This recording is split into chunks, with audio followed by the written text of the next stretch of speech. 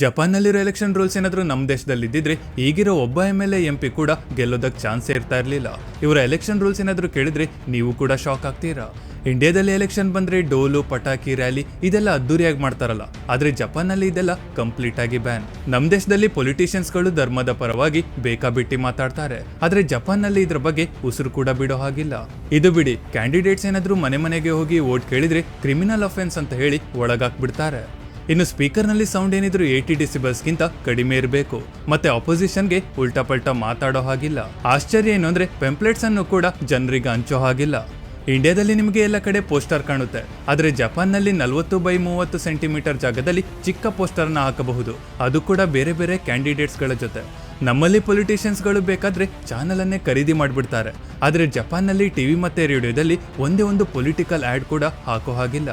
ನಮ್ಮಲ್ಲಿ ಯಾವ ಕಂಪನಿಗಳು ಯಾವ ಪಕ್ಷಕ್ಕೆ ಎಷ್ಟು ಡೊನೇಷನ್ ಕೊಡ್ತಿದ್ದಾರೆ ಅಂತ ಒಂದು ಮಾಹಿತಿ ಕೂಡ ಸಿಗೋದಿಲ್ಲ, ಆದರೆ ಜಪಾನ್ನಲ್ಲಿ ಎಲ್ಲ ಡೇಟಾ ನಿಮಗೆ ಪಬ್ಲಿಕಲ್ಲಿ ಅವೈಲೇಬಲ್ ಇರುತ್ತೆ. ಈ ರೀತಿ ಎಲೆಕ್ಷನ್ ರೂಲ್ಸ್ ನಮ್ಮ ಭಾರತದಲ್ಲೂ ಬಂದ್ರೆ ಚೆನ್ನಾಗಿರುತ್ತೆ ಅಲ್ವಾ? ನಿಮ್ಮ ಅನಿಸಿಕೆಯನ್ನ ಕಾಮೆಂಟ್ ಮಾಡಿ.